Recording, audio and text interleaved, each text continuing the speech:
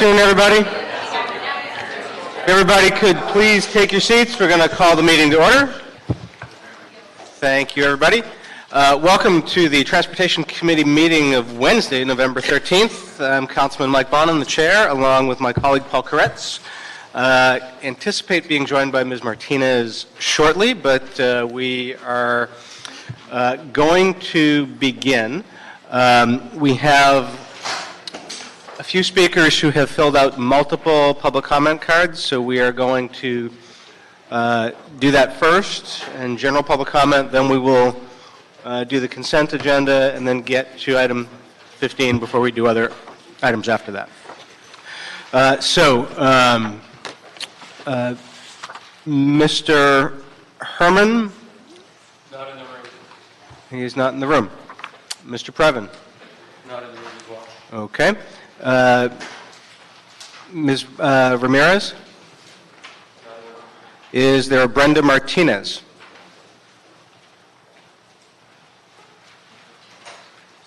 Anywhere? Yeah. Ms. Martinez, you filled out a card for item 15 and also general public comment, right? Yes. Yes. So you can do your general public comment now. You can sit down. Okay. Oh, thank Just do the 1 minute now. just because I might not be able to stay all the way till the end. Okay. I want to make a comment on item 15 already. Okay, go ahead. So good afternoon, members of the committee. My name is Brenda Martinez, and I am a board member of the Boyle Heights Neighborhood Council. I'm also the member of the Transportation and Environmental Committee, and I'm a resident of Boyle Heights. I am here to oppose any digital advertisement devices on vehicles, to oppose this new proposed pilot program for digital signage on taxi cabs. Why? Well, I ask, we should spend taxpayers' money supporting programs that will place your constituents in danger.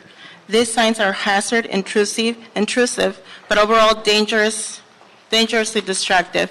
According to some of our own government statistics, like the CDC, the NHTSA, also by other organizations like National Safety Council and the AAA, the number one cause of deaths are hundreds and thousands of injuries. Thank you. Okay.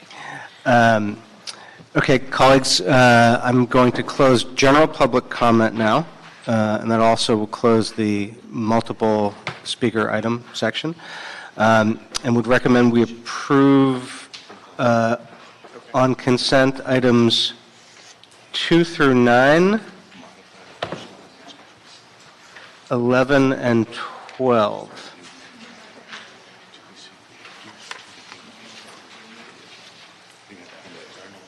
Any objections? All right, so the direction of the committee to approve items 2 through 9, 11, and 12. And then what we'll do for the remainder of the agenda is we're going to do the general manager's report, then we'll do item 15, and then we will do 12 through 14 in that order. So 10 through 14 in that order.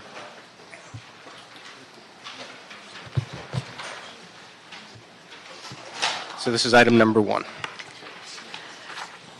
Good afternoon, Transportation Committee members. It's my pleasure and privilege to recognize some outstanding performers from Ledot. When I call your name, please stand up. First, I would like to recognize Lamise Chang.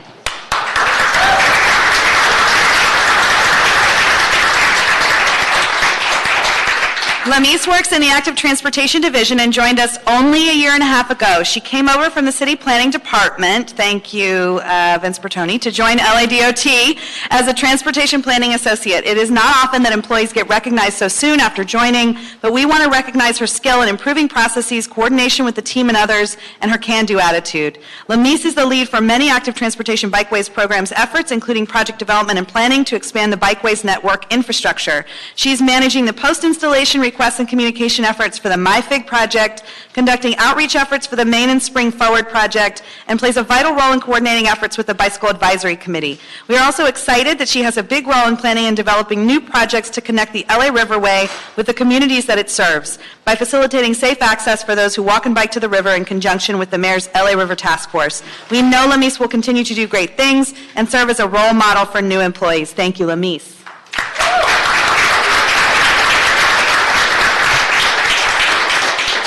Next up, Claire Eberly.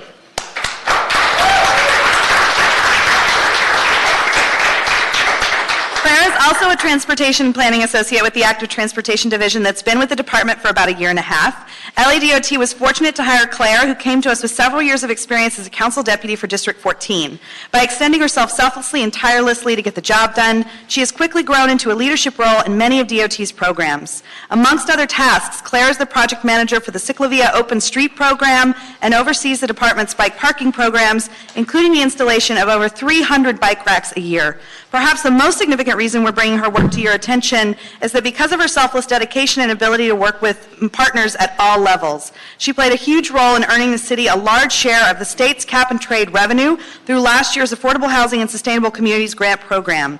In partnership with the Housing and Community Investment Department, the city won a total of $84.9 million out of $402 million statewide for 5 affordable housing and sustainable transportation projects in Los Angeles. Of the $84.9 million awarded, $27 million will go to first last mile transportation infrastructure projects. Claire applied herself day and evenings, mastered a most complex set of grant criteria quickly, and worked smartly and efficiently to meet an aggressive state deadline. While we appreciate Claire's unassuming and quiet stance in the way she works, we think she deserves a loud shout out for her accomplishments. Thank you, Claire.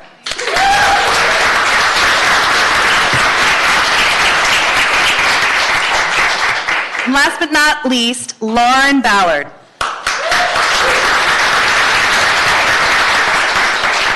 Lauren is a transportation planning associate and is the heart and soul of the Vision Zero division at LADOT. We are all so lucky that Lauren joined the Department of Transportation full-time last year, and she has since spearheaded some of the department's most critical tasks, such as the Vision Zero Progress Report, updates to the Vision Zero Action Plan, development of a new Safe Routes for Seniors program, and onboarding the department's first Creative Catalyst program. Recently, Lauren led the launch of LADOT's new Livable Streets website, the new home to many of LADOT's safety and public space programs. This could not have been possible without her heart and tenacity to create a website that our partners and constituents can really be proud of. Lauren also shepherds the strategic direction of Vision Zero's data-driven prioritization methodology and is not afraid to stand up to any engineer when she believes that we can develop a project in a more impactful, thoughtful, and dignified way. Lauren aims to make the roadway experience better for everyone that walks, bikes, and takes transit throughout the City of Angels. Lauren is also the lead for our successful Rainbow Halo and Bike Memorial sign programs, which honor and lift up the memories of those who have lost their lives in traffic crashes while walking and biking. We are lucky to have her. Thank you, Lauren.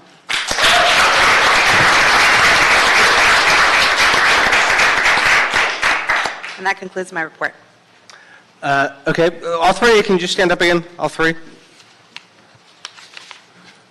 I just want to thank you again. I love that Salida does this monthly and brings people in to give them the recognition they deserve. Our city, all of our city employees work really hard and do phenomenal work.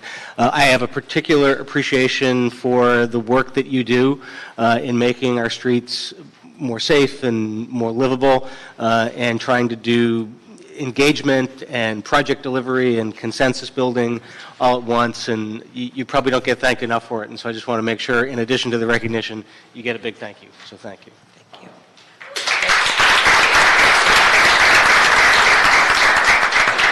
Anybody have questions for the Journal Manager? Okay, so that will dispense with item number 1, thank you.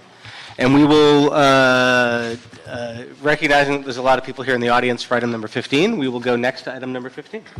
Item number 15 is a Martinez-O'Farrell motion instructing DOT to inspect a taxi cab equipped with a digital rooftop smart screen for compliance with the requirements of Section 25400 of the California Vehicle Code and to report its findings, and requesting the Board of Taxi Cab Commissioners to create a program to allow rooftop digital advertising displays on a reasonable number of licensed taxi cabs. Okay, we have a, do we have a staff on this? Yeah, I'll do the public comment first. Thank you. For public comment, Leon Slomovic, Gary Vogan, Scott Smith, Theodore Boutros Jr. are the first four.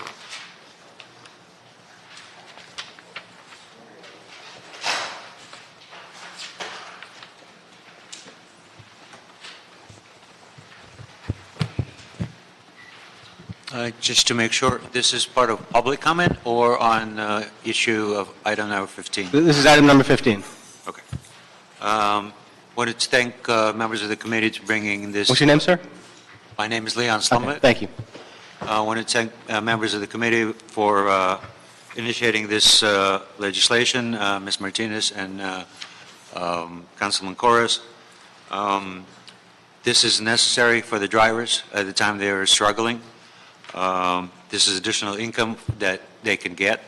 It doesn't involve taxpayer money, and the numbers of taxis that would be installed on is minimal.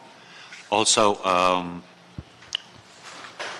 this is already implemented in a number of cities like New York, Chicago, Dallas, and San Francisco. This is sorely needed for the industry that's struggling today, and drivers will certainly appreciate an opportunity to get that extra income. Thank you, sir. Please go ahead. Whoever's next. Go ahead. Yes, my name is Gary Vogan. I am the Secretary of the Los Angeles Taxi Workers Association. And on the issue of item number 15 of allowing rooftop advertising on taxi cabs, on the surface of it, this is, for drivers, a hard proposition to resist. $300 a month in an industry where drivers are struggling to survive right now. But from my conversations with many drivers, and by the way, I've been a driver for 31 years, since 1988, so we have some experience with rooftop advertising. And in the past, drivers have not seen much of that money from rooftop advertising. There were many problems, particularly lease drivers such as myself who do not own the cabs. There are safety concerns that we have about these, items being placed on top of our roofs, and I have concerns about drivers getting paid, actually getting paid. So Thank you, sir. I have questions about that. Thank you, sir. Thank you. Please go ahead, sir. Good afternoon, Mr. Chair and committee members. I'm Scott Smith with Best & Krieger. I work in the firm's Irvine office. We were retained by a stakeholder here to review the city's legal authority to allow the pilot program that's before you in this motion. We concluded after looking at that there are no obstacles, certainly no preemptive state obstacles, to the council's discretion to do this. Our initial conclusion was then supported by a written opinion that you have, issued by the California Legislature's Legislative Council's Bureau. They also concluded that the state vehicle does not preempt the proposed advertising opportunity. Contrary to the initial impressions of the city attorney, we think that there is good authority for you and that office to support this motion. The California Supreme Court has held that opinions by legislative council should be given equal weight to those given the California Attorney General's opinions. And so therefore, we think the written opinion of legislative council should give you security that the council has the discretion to do this. Thank you. Good afternoon. I'm Theodore Boutros from the law firm of Gibson, Dunn & Crutcher, and I'm here representing Firefly. I want to mainly just underscore that LA Municipal Code Section 8754 does not apply to the rooftop digital ads at issue here because they are installed only on taxis and other vehicles whose primary purpose is transporting passengers. Section 87.54 addresses the specific problem of large, unsightly nuisance billboards, usually bolted to trucks, that then are parked on the street for days on end. That's why the code section has only ever been applied to vehicles whose primary purpose is advertising. In fact, the city attorney's office itself admitted this in a case called the Lone Star Amari case, where the Ninth Circuit and the District Court upheld this code provision on First Amendment grounds. And so any assertions by the city attorney that Section 87.54 applies to rooftop ads on taxis are simply wrong and contradict the office's statements to federal judges. Thank you, sir. Thank you very much. Next speakers are Armando Flores, Nancy Freeman, Sanjay Ranchad, and Gregory Stock. Nancy? Dave, could you, yeah. Nancy, you can come on up.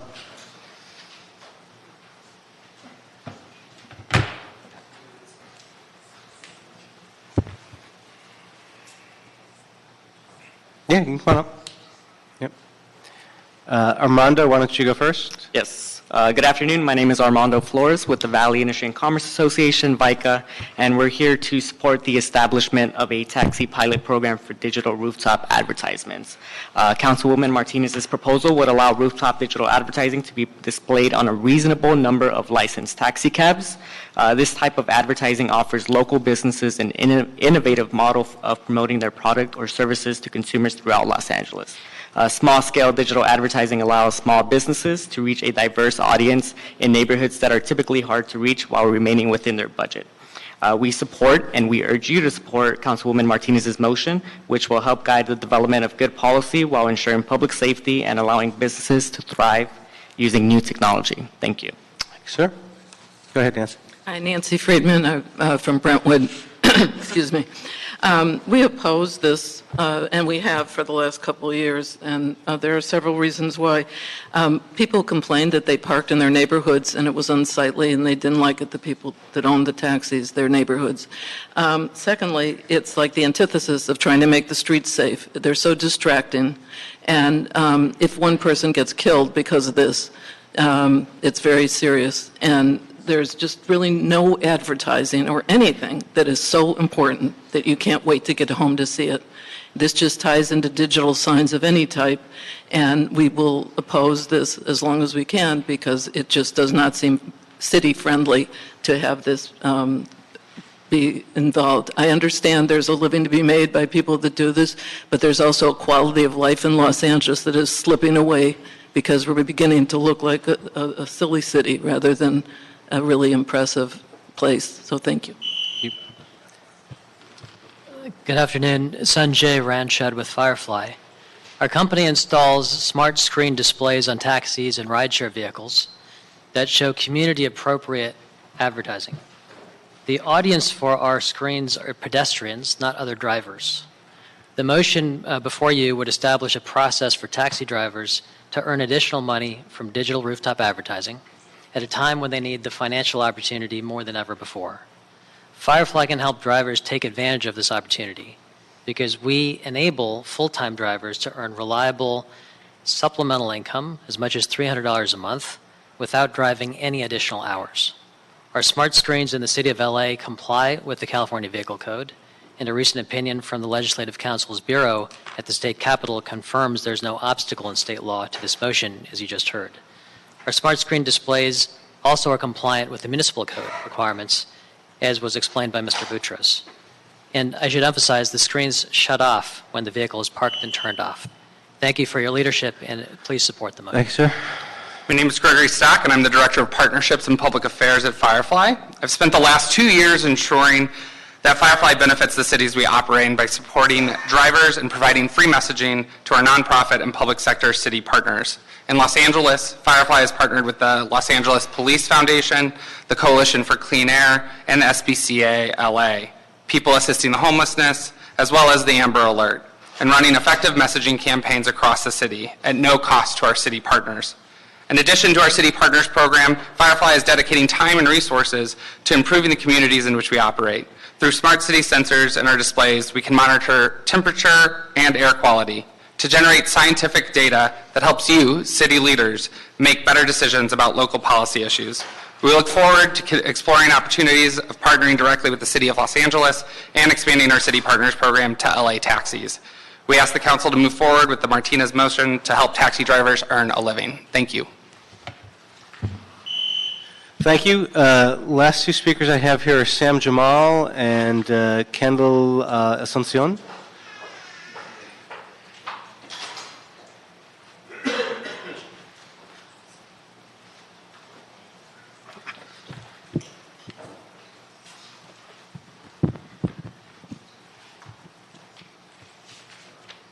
Go ahead.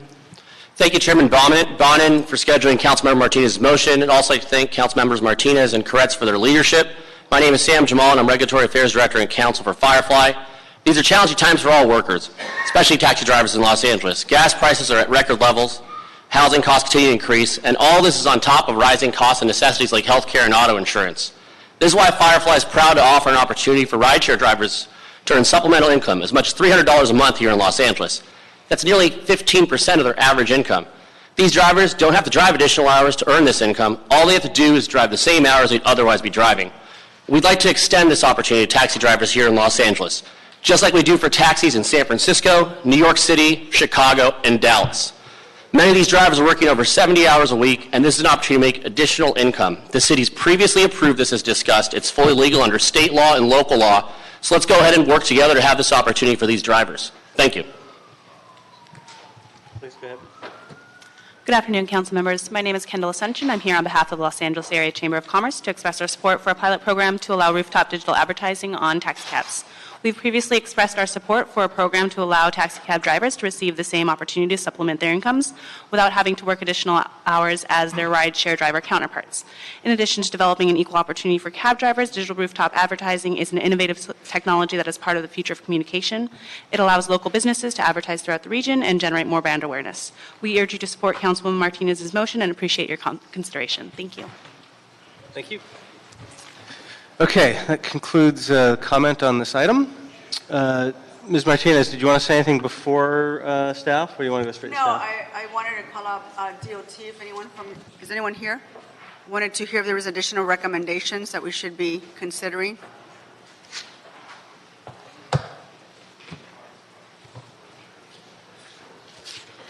Yes, so Salida Reynolds, General Manager, and we have a couple of suggested recommendations.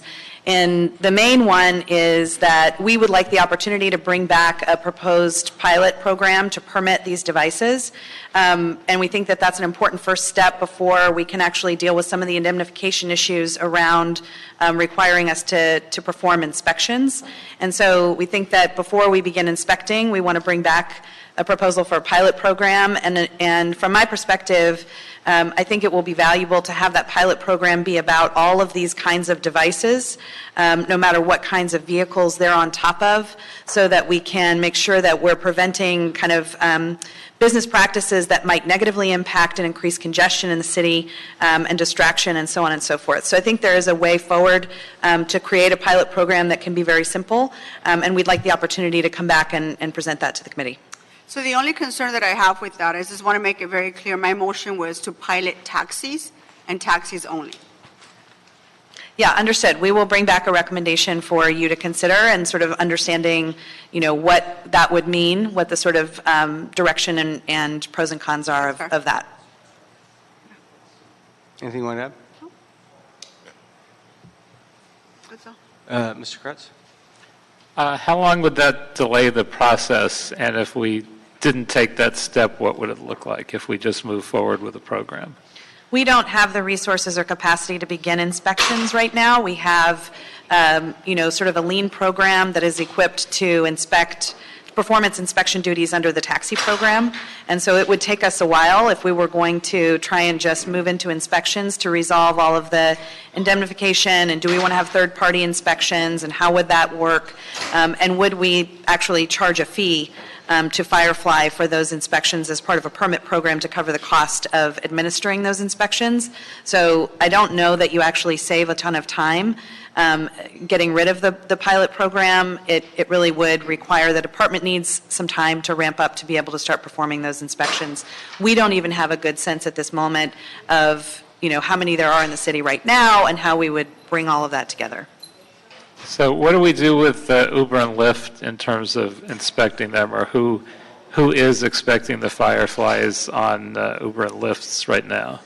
Nobody, and so I think that's a policy question that we would want to present to transportation, to this committee, to give direction on as part of the pilot program. There's a disturbance in the back. I can't even hear what... Yeah, there's a disturbance in the back. This is the last warning for Mr. Herman and Mr. Spindler. And Ms. Martinez. That goes for both of you. For Ms. Hernandez as well. What I was asking is, so if we don't, and as of yet have not felt compelled to regulate and inspect Uber and Lyft, why would we feel compelled to do that for taxis? Before you answer, just let me, to the folks in the back of the room back there who are now putting in cards, we already had multiple cards called for Mr. Spindler, for Mr. Herman, for Antonio Ramirez, and you were not here when they were called, so we're not reopening public comment. You missed your opportunity. Thank you. Please go ahead. Yes. Actually, may I ask you to please repeat your question, Mr. Koretz? I think he's asking, why do we need to inspect Fireflies on top of taxi cabs at all?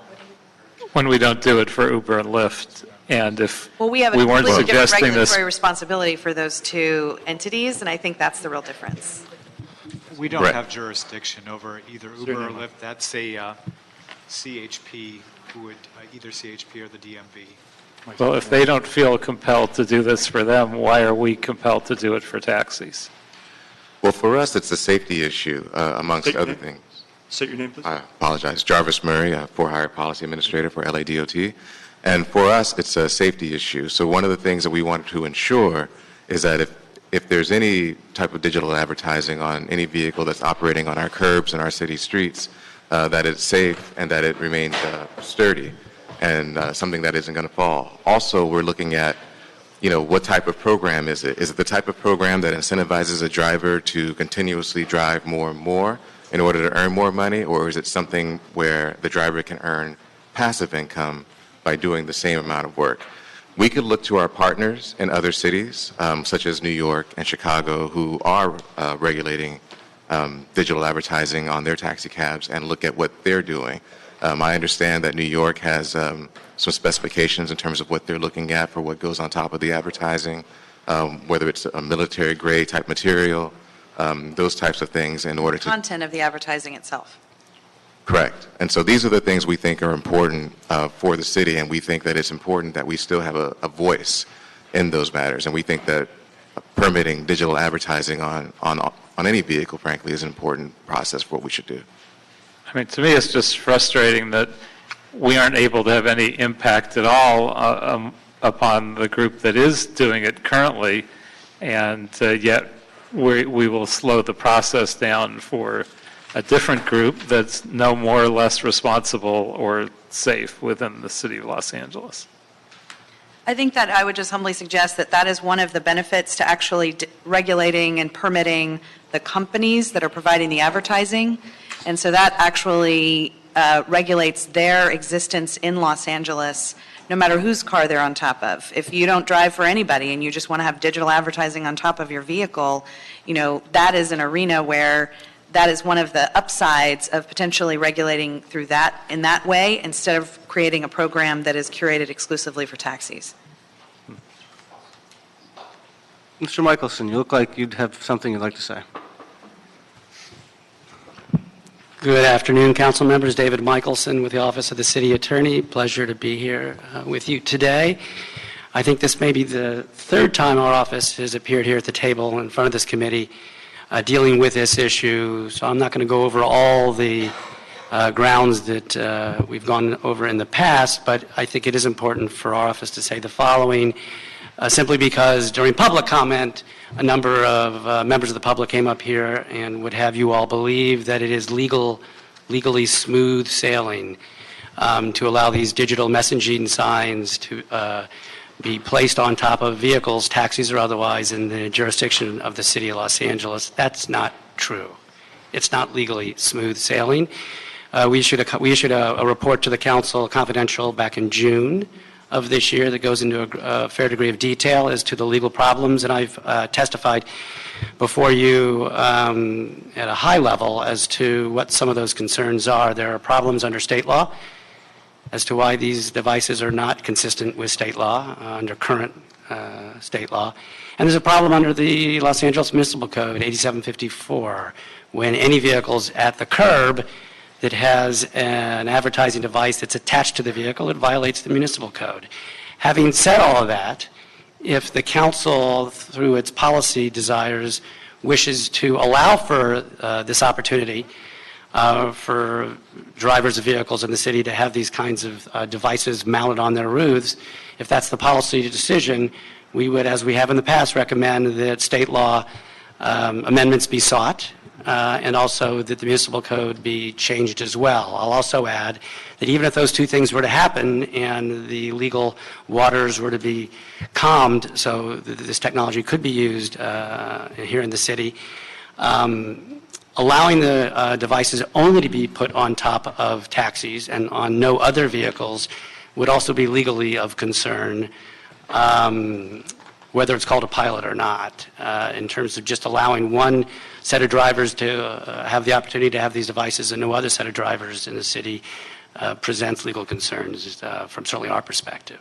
So I'd be happy to answer any questions, but I didn't want to sort of sit there in the front row and not give you all the benefit of that information. Let me ask something. So, listen, I think these things are ridiculous. I'm not in favor of them at all. I'm opposed to digital advertising of all sorts, so I'm a no vote, as I was opposed last time this came up. But I mean, I'm hearing different things in the room. I've got, it sounds like two colleagues who would like to approve a pilot for taxis only. It sounds like the department has an interest in doing a pilot for both taxis and TNCs. And the city attorney is saying, yo, flashing red light here, do not go forward.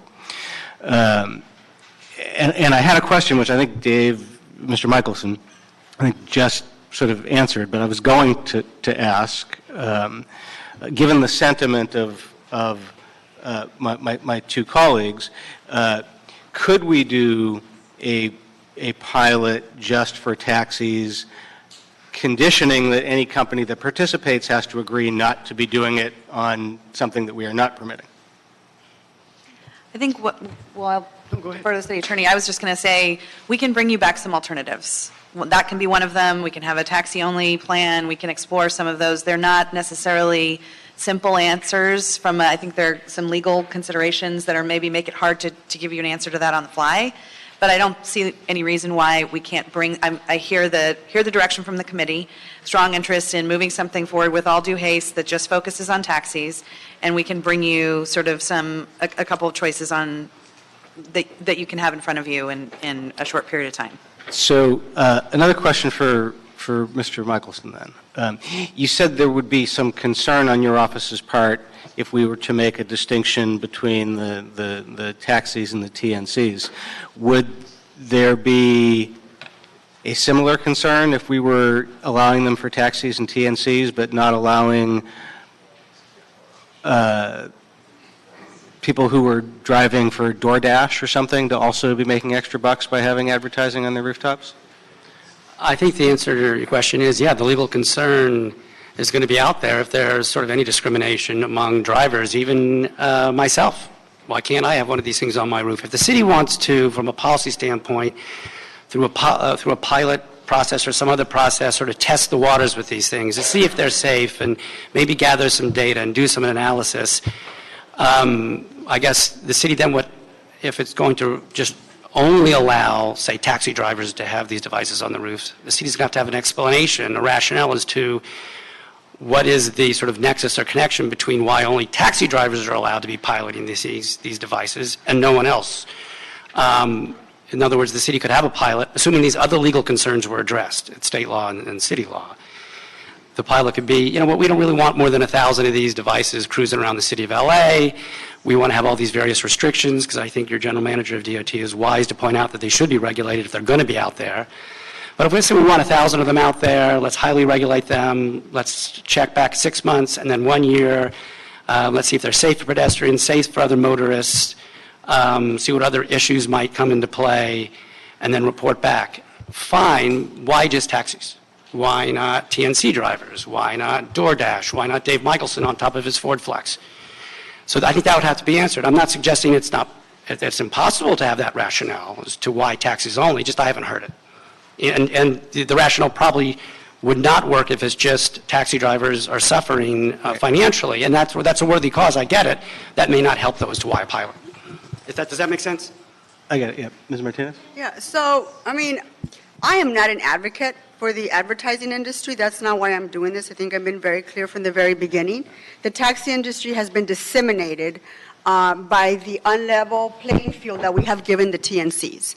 And now I think some people are regretting the proliferation of TNCs because of the wage issue. And so I think some people are starting to realize that this gig economy is not helping good paying jobs and the middle class opportunities. So I've been very specific, Mr. Michelson, as to why I feel we need to do something for this industry. Just look at what just happened in LAX, that fiasco. We still can't figure that piece out. So I just want to be very clear. I think you've come to us with, I felt that the city attorney from the very beginning has been incredibly resistant to this idea. And so if you have concerns, and DOT has concerns, then include them in the report so we can make an intelligent decision. That's all I'm asking for. I'm not suggesting that we're moving forward today, but I am suggesting that and this is not even a closed session item, so I'm not even feel comfortable talking about the legality of this in open session. So if you want to have a legal argument, we could have had this scheduled as a closed session item. But if you have concerns, then go ahead and put them in the report so I can have actual information that I can base it off of. But I just felt that your office has been resistant from the very beginning. I'm very clear about what we can and cannot do. I want to get to a place where we can do something for this specific industry. That's my motive. Well, I appreciate that, council member. And certainly our office calls balls and strikes legally. That's just what we do. We're not setting policy here, and you're correct, we have concerns. We have issued our concerns in writing, in detail, in a confidential report back in June of this year. It's all laid out in great detail, which I'm not going to go through now because we're not in closed session.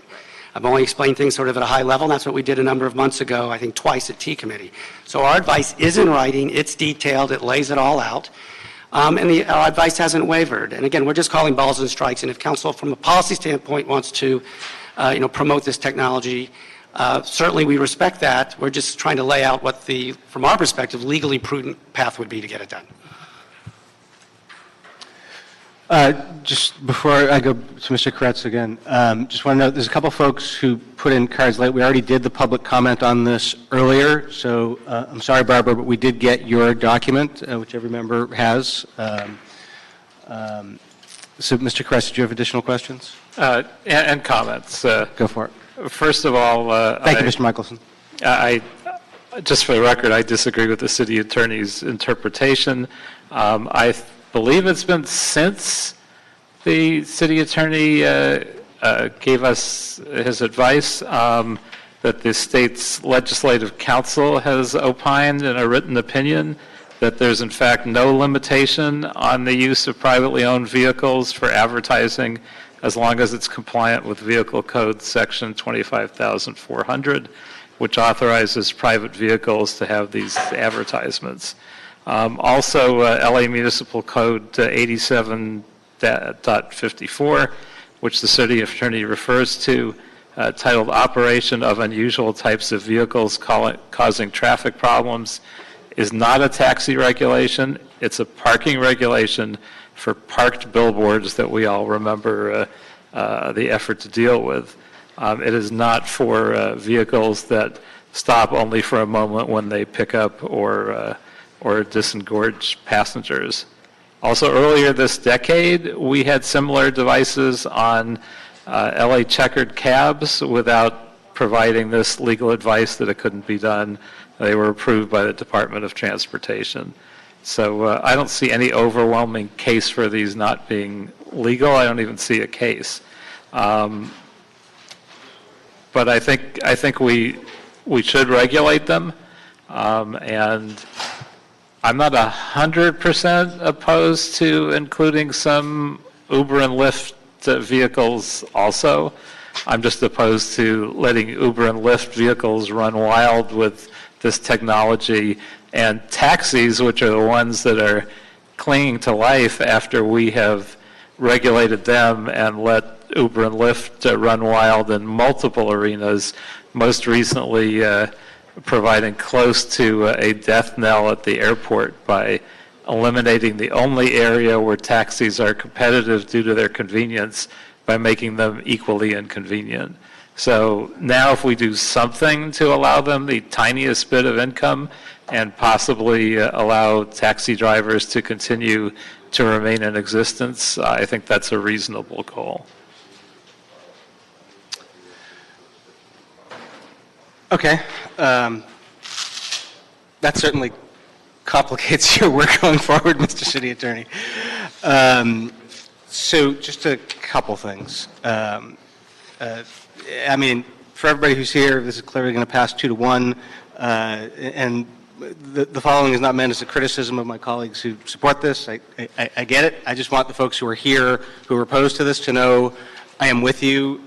I just think this is going to be a danger and a hazard on the streets, and I just think, sure, as we're sitting here, the moment we allow these on Uber and taxis, there is going to be some lawsuit, and within 6 months, every driver in Los Angeles is going to be allowed to do this. And I think that's going to wind up not helping anybody, including the ones we're intending to help. So my last question is a parenthetical one, but it's somewhat related. Yesterday in council, we approved the extension of the taxi franchise to give your department the opportunity to actually do something significant to really help out the taxi industry. How is that moving on track with this? Where will we see your report back on this and the next step on that?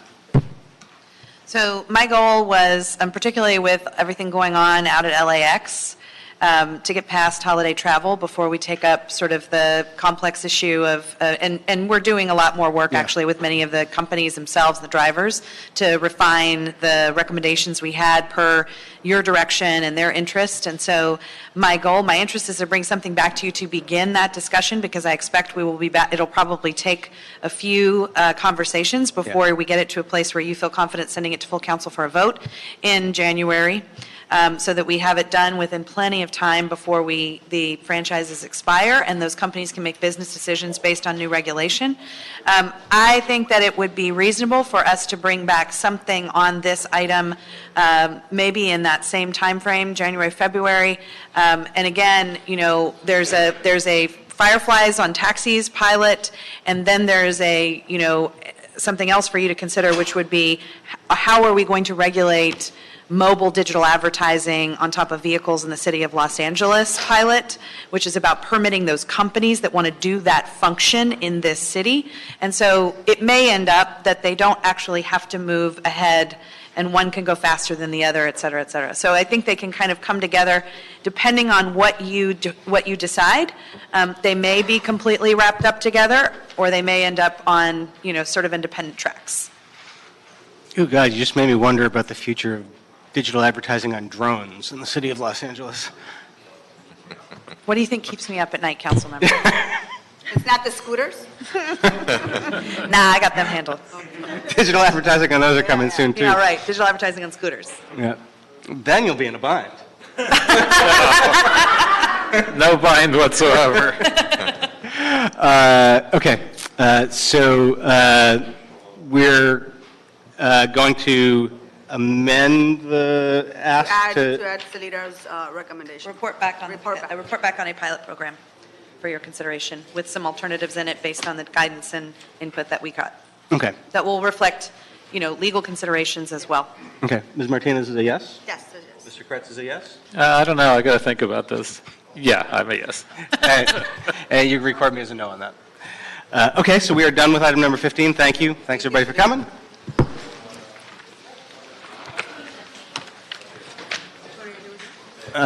Next, we are going to go to item number 10. Item number 10 is a Rook Krikorian motion relative to DOT's data protection principles governing the department's use and retention of mobile data specification data. All right, we have one public comment on this. Mohammed Tajsar.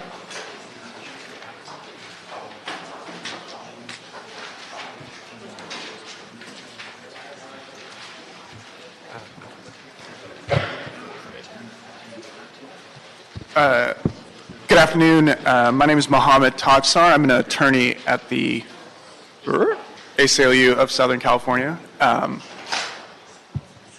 Sorry, is there some confusion? Go ahead. Oh, should I go? Okay, sorry. Okay. I'm speaking here this afternoon in support of this motion, and I just wanted to make a couple quick points about MDS. We've been following the development of MBS for a little while now and had engaged with the department earlier in the summer about the program. We in general support this motion. We think it's important. And we also broadly support the department's regulatory interests in creating this program, although we have some concerns about the specifics here, and we're prepared hopefully pretty soon to put those concerns to writing and submit them to the committee and to the department in general. And those concerns are about location data and privacy. But in the meantime, we support this motion. We think it's important to articulate, to have the department articulate exactly what the use cases for the data collection schemes that it's proposing to MDS are. And we also think it's important that it creates specific policies and procedures based upon these principles for the collection and dissemination of this data. So we support it. Thank you so much. Colleagues, we want to hear from, oh, hold on a second. No, you're good. Oh, I'm good. Okay, all right. Sorry. There are a couple items that we did not act on earlier, and so public comment is still open on those. General public comment, however, is closed. So Mr. Spindler, Ms. Ramirez, and Mr. Schmidt, you can each comment on this item. Multiple items. Yep. We're not going to do multiple right now because it's too confusing. You got 1 minute each on this. It's item number 10. Thank you very much. You go first. Thank you. Thank you. I appreciate it. Thank you. Spindler, go for it, please.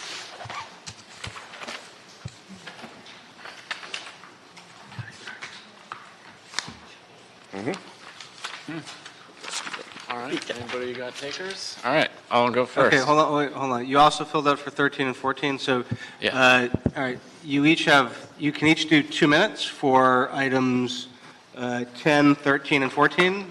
All right. But it's only 2 minutes because you don't get general public comment because we already did that. It's fine. I thank you. I appreciate you opening up. Okay. So number 10, in regards to the data protection principles, just basically mobility data. I know we were talking about tech companies kind of redirecting traffic in other meetings, and I think that I agree that we should be protecting our data because that's, I don't know, that seems like they're kind of overstepping the bounds of our jurisdiction. So I agree with that one. I think that we should be having, we should be investing in mobility for people who have difficulty access, problems getting on the bus. Because I can tell you from personal experience, the bus drivers drive crazy. And with my back, I mean, I'm just telling you, I got the Franken leg going after some of those bus drivers, especially on the expo. I really like the train, but man, they sometimes destroy me. Let's see, number 14, private entities. So electric vehicle charging stations, I really like this idea, actually, because we need to be doing more of this. I know that a lot of the developments we do don't want to do more than what's required, and I think that if we want to get out of the climate crisis, we're going to have to eventually, I think that everybody should have their daily driver be an electric vehicle, and if that's the case, then we're going to need charging stations all over the place, because it's like, I don't know how you recharge a battery once it's dead out in the road. You know what I mean? It's not like you can go get gas and just walk and you can carry a battery back or something. You know what I mean? So I think that to add these all over the place is a great idea. And to conclude, Manchester has a giant digital sign. It's huge, and I think that these on top of cars is going to be a disaster. So.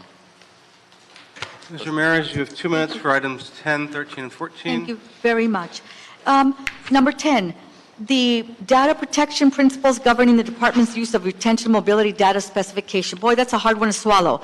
Mobility is a wonderful thing. However, mobility with traffic gridlocks, they're diametrically opposed. If you live in the downtown area like I do, homeless, boy, what a world. You see it all, especially when you have events or protests. You have massive gridlocks. The buses do not get schedules until the last minute of that morning where they are told you're on detour. Pick up wherever you can. There is no order. It's utter chaos and disorder. And so, again, let me congratulate all of you, because the DOT buses are now working after hours and weekends. I thank you all for that. That took a lot of work on your part. They can't function as well as the UCLA marching band. I loved it. But anyway, having said that, please, we've got to do something about the traffic gridlock with mobility. It doesn't work. That's why it's going to get worse with overpopulation.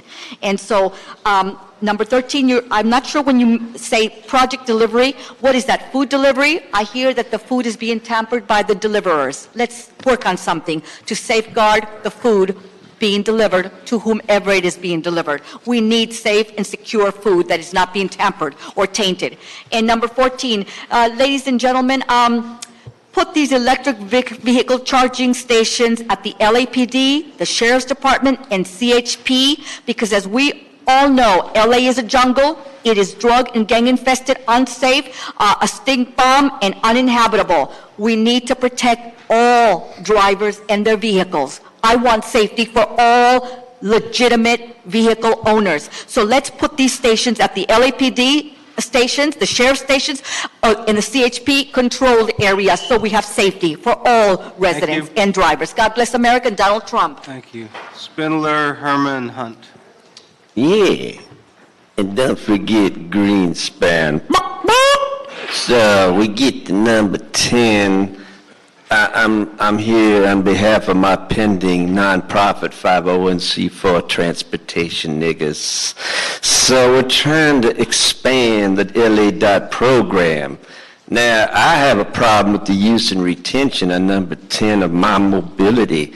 Now, when I take LA I go down south past the 10 freeway to pick up the dope that I need to buy and resell in the rich white urban areas. Now, if you're keeping and retaining my GPS coordinates, that could be used by the district attorney and the city attorney. So I ask you to start exempting and giving the right to opt out so we can keep it secret. Also, I got some bitches I'm running lately for Mr. Marquise Harris Dawson and Mr. Mark Ridley Monkey over there in the 2nd District. He got a lot of hoes, so we move around a lot. You see, when they raid, we got to move our hoes over from one side to the other side. And currently, we want to put a couple of prostitute bitches over there in West Hollywood in Mr. Koretz's condo. So we're going to talk about that later. Now, number 13, I say health and safety and sustainability, yes. And then number 14, now we got niggas driving electric cars, yes. And we need private entities to recharge us for free. I do not want to pay anymore. I want to plug in and drive. And I like it, and me and other pimps and dealers like it, because you see, those electric cars are real quiet, and we can get them to turn off and sneak up and down the alleys. It improves my sales by 40%, and now I'm doing Uber Eats too with dope. Thank you so much. God bless. You are done. For those in the audience who may be new to City Hall or to committee deliberations, please do not misinterpret our legal obligation to allow that kind of speech to be interpreted as agreement or endorsement or anything but contempt for the comments that were made. We are required to allow them to speak unless they do something that is actually disruptive. Time? 2:05. The instigator, LADOT's report on mobility investment program to incite a project delivery, but the city's policy goals for transit safety has become an issue of instigation and inciting public riot. Oh, the axis of this equity mayhem all started on Friday. But when we go back to the electric vehicle, you know, I can't drive according to my doctors. It's safer for me to use public transportation. You know, I use planes, trains. Fuck the scooter, that's dangerous. Bike, fuck that. I don't want to get killed. We're the hit and run capital of the world. Every day some dumb asshole's running some jackass off the street on the road. Dumb niggers don't know how to drive in LA. But as far as charging stations on a public right-of-way, that's offensive. ADA Title II discrimination, ADA Title III discrimination, and 18 U.S.C. 245. Why can't the facility and the services be in a place that's safety programmatic? Or do I got that backwards? The safety of your constituents is programmatic because the city is so fucked. And I, a little brown nigga from LA, wants to know how to use a public right-of-way in the safest manner possible with my service animal. Otherwise, you're jeopardizing my life and my child's life according to the electric vehicle installation of public right-of-way charging stations. Fuck you. Mr. Hunt?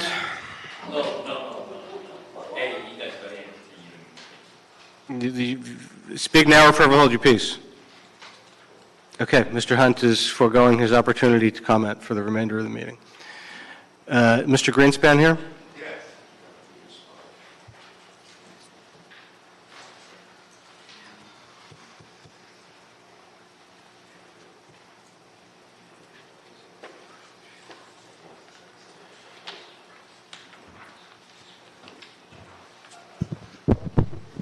Of course I'm here. Mike Greenspan. After all, I wouldn't miss it for anything, except maybe to watch the Gators kick some Bruin butt in the hardwood. But other than that, no, I'm here. Now, item 13. After all, I'm wondering exactly what we're talking about as far as safety and things like that. We're more interested when it comes to Metro of, well, who gets the contract? Well, we had the county Mounties. Now we got the LAPD, so obviously that's a very lucrative with our money, of course. Never forget that. But let me go to number 14, because I have my doubts on some of these things. After all, for the public right-of-way, okay, let's do it maybe at parks and police stations, things like that, and metro stations. But of course, who's the private entity that will be doing this? I mean, do I need to just go to the Ethics Commission and look up the campaign reports and see who's contributed?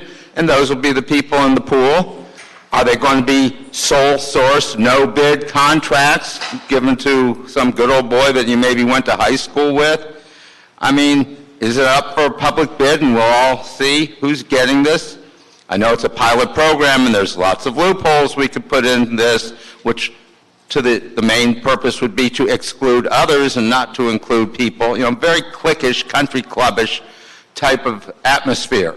So I just wanted to be open, transparent, which that seems to be a word that's not in the vocabulary at City Hall, so we can all see who's getting this and how it's going to be done. I mean, I just have to be shown things because I don't just take it at face value. Thank you.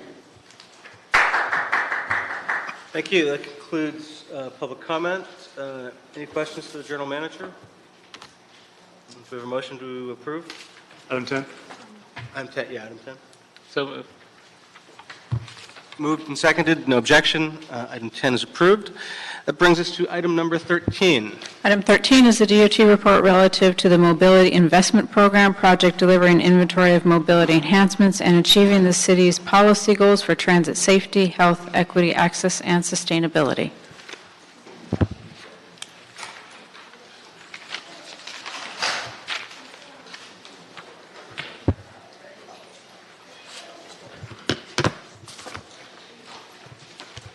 Like the old days back in Westchester.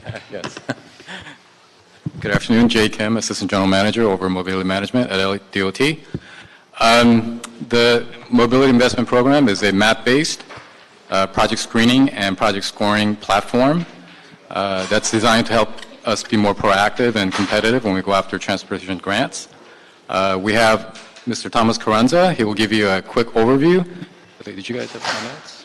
Handouts? We'll hand them out later. Okay. And there's also some handouts for your perusal, and we'll be happy to answer any questions. Good afternoon. I'm Tom Carranza with LADOT. It's a pleasure to be here to introduce the LADOT Mobility Investment Program, or the MIP as we call it. The MIP represents our efforts to improve our advanced planning processes and to plan the department's mobility investments that best align with the goals of the mobility plan and with our department's core values.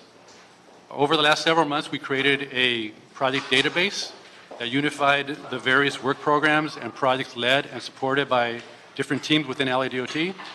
The database provides an inventory of more than 1,300 projects in different phases of implementation, including projects with and without funding. The projects can be scored by program category, by council district, by project implementation phase, by proximity to an Olympics 2028 venue, or in a number of different ways. Having a unified inventory better organizes and positions us when pursuing grant funding opportunities, and by having a pre-screen inventory of improvements that help advance our department's core values around safety, equity, health, access, and sustainability. In addition to the project inventory, we partner with the Data Science Federation and with Cal State LA computer science students to build a project scoring platform using an automated and weighted scoring model. We use scoring criteria that can rank projects based on how they help advance the city's mobility goals and objectives. The map-based scoring platform incorporates available and existing data layers and metrics that identify economic, health, access, and safety indicators, all which speak to our core values.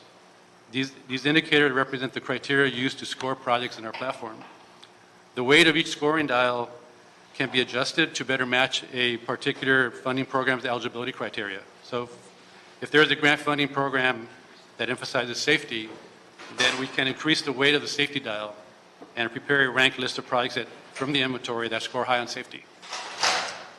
Similarly, if there's a grant funding that emphasizes first and last mile enhancements, we can adjust the weight of the accessibility scoring criteria. This flexibility allows us to be strategic with how we seek grant funding. As grant funding opportunities are announced, we have a project inventory that can be sorted by project readiness and then ranked to align with both the grant program objectives and with the city's transportation policies. The MIP allows us to make informed and policy-driven investment decisions. We expect the MIP to be an ongoing work program, but we have set up the foundational features that we can build on. We hope to move forward by developing a LADOT capital improvement plan, working with other departments to establish a better structure for how we work together to plan and deliver projects, to develop new tools for how projects are conceptualized, and to provide the resources we need to maintain the program. We have a MIP fact sheet that provides additional information and some screenshots of the project scoring platform. Thank you. So we're happy to answer any questions. Thank you. So the subject matter could not possibly be more dry, but also could not be more crucial. And that's not a matter of your delivery. That's a matter of the subject matter.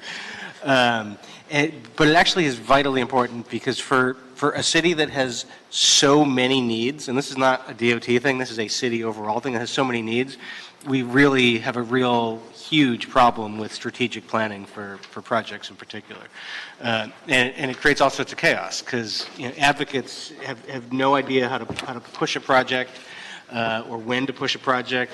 The general public doesn't really know what's on the horizon in their neighborhood, so when we do something, it seems like it's come out of nowhere. For you guys in the departments, it's like a mad scramble when grants come up because things haven't been pre-prioritized and stuff. And then it leaves the council offices in the middle of sort of a sea of a confusion trying to pull everything together or figuring out what's what. So this is a definite step in the right direction and a very big one. I'd like to see us go even further and come up with 5- and 20-year capital improvement programs to help us match needs with anticipated funding opportunities, and so we can do even more advanced planning. So I'd like to keep the momentum going on this. I'd like to ask, in addition to receiving and filing this, I'd also ask us to report back in 120 days with an update on development of a capital improvement plan for transportation projects, a project initiation project for strategic mobility projects, and the resources needed to support the above activities. Any questions? No questions. Okay. So without objection, that's the direction Thank you. of the committee. Thank you much. And that brings us to item number 14. Item 14 is the DOT report relative to the status of a pilot program to allow private entities to install electric vehicle charging stations in the public right-of-way.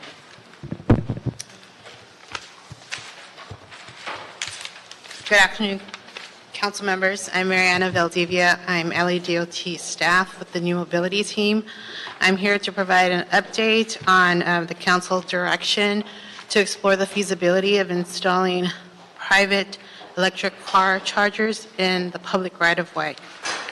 Along with our colleagues in the Departments of Water and Power and the Bureaus of Engineering and Street Services, we're exploring how to get our heads wrapped around the implementation process in the city and how to make this a reality. And the intent is to ensure that we're fulfilling our sustainability goals and that all electric car drivers in the city have access to this critical infrastructure. To date, we have been convening with the electric vehicle task force under the leadership of the mayor's staff. We will be convening again this month, and it's an opportunity for us to dig in on our respective departments' procedures and requirements, and also consider what our respective resources require. Additionally, it's the opportunity for the mayor's staff to give us an update on the appetite on the private side and what challenges they're considering before they make that investment in our city. I'm also very happy to report that since the writing of our staff report, we have had the opportunity to fill one of our previously vacant staff positions. We just onboarded an engineer who will dedicate time to our electrification projects. I'm happy to report back on the progress, our continued progress at a later date. Okay.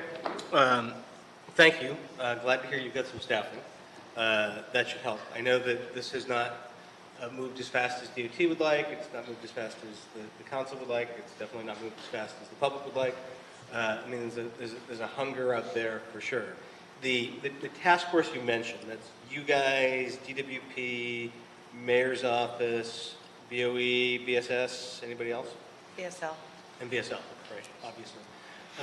And how often has the task force met? Or is it really just been struggling to get off the ground? Just due to availability of staff and just summer months and timing, it's been a couple months, but we find ourselves getting back into a routine. Okay, and now that we've got staffing, we can sort of reignite. Yes. I guess. Okay. When we talk about this, are we talking about curbside or in lots or both? In the public right-of-way, along the sidewalk, if you will. Currently, the investment of the infrastructure is only on private, so we're exploring to make it visible and accessible to a wider audience. Yeah, I'm wondering, are we thinking mainly about DOT lots or government property, or are we thinking about, where a parking meter currently is or something like that? I think the stickiest issues are enabling installation at curbside. Yeah. So on our lots, whether they're DOT lots or private lots, that has its own separate sort of pathway, and it's much more clear and there's not as much jurisdictional overlap. And there's clear, if it's a DOT lot, it's clearly a DOT lead, and we've been steadily increasing the chargers that are in DOT lots. But it's that curbside real estate where the overlapping jurisdiction combined with a lack of clarity around the lead department has created sort of a slower program. Yeah, and the curbside's always going to be challenging because most electric vehicles, the charging is not on the side that is closest to the curb. So that makes it harder. Not impossible, but... Kind of. A little hard. Depends on the car, I guess. Yeah. Yeah, exactly. Right. Exactly. Yeah, because those spots have special parking privileges. Sometimes there's a temptation for driver with an EV to park behind a currently parked charging car, take the charger out of that car, put it in their car, et cetera. So it also creates sort of a, it just has its own set of issues that is more challenging than in lots. Okay. So when you come back, and we'll do like another 60 days, we've got the holidays and you've now got staffing, so we'll restart the clock on that. It would be great if when you come back, you could tell us, and I know you want to be collegial, so you'll be delicate, exactly what you need from each agency. I know it's hard for you guys to corral. It's going to have to be the mayor's office and us that helps corral all the agencies, but give us a sense of what actually we need from each agency, because otherwise you'll come back and you'll have all the good intentions in the world, but you'll still have a lot of departments that just have so many of their own competing priorities that it just won't rise up to the level that we need. Will do. Mr. Kretz. So I think I've driven past Blue LA car share and electric vehicle charging on Beverly Boulevard. Is it only exclusively for car sharing, or can an electric vehicle charge there if there's an open space? The intent of that program under council's direction is that when there are not cars parked there, that they're available for public charging. And that's sort of rolling out with the expansion of that public-private partnership. And do we charge for that charging at that location or those locations? Charge the public? Yeah. No. So if you pull into a space, at a Blue LA space, you can charge your car without having to pay for that. Yes, and where we have replaced meters with chargers in the public right-of-way, we also don't charge for those. So there's a few pilot locations where the Bureau of Street Lighting and DOT have worked together to put in an EV charger, fast charger, replacing a meter. And at those locations, that charging is free for people who want to use it. And it's reasonably noticeable, which is a good thing, although I suspect it's partly because the car share vehicles are also parked there and they stand out as well. I'm wondering if we've thought much about, just in general, whether our chargers on the street can be made as noticeable as possible so people spot them. I mean, I have at least without looking for them, but like I said, that's with the vehicles there to draw attention. The pilot locations where we've done that, they have signs and banners at the locations, and they also have signs about the parking restrictions. But I agree with you, even though I know where they are, they don't always pop. And there could be some, as we expand the network of these things, some kind of open data portal where the locations are available, and so mapping applications can start integrating them into their navigation systems to guide drivers in that way as well. That would be great. Thank you. Anything else? Okay, so we will receive... Actually, I do have one other thought, which is just, I wonder if it would help rope Public Works infrastructure into this to also refer it to Public Works, just as a thought. Well, let's get the report back and then see how they're doing, because otherwise it may take longer to get the report back to us. Okay. Okay. Okay, so we will receive this item. We'll see you back in 60 days. Thank you very much. Thank you much. Good. Okay.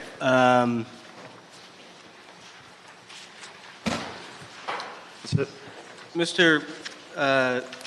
Slomovic, I had done general comment at the beginning of the meeting. Were you not here? Mr. Slomovic here? Okay, all right. Well, we had done the stuff at the beginning, so that concludes. There's nothing left on the agenda, so with that, we are adjourned. Thank you.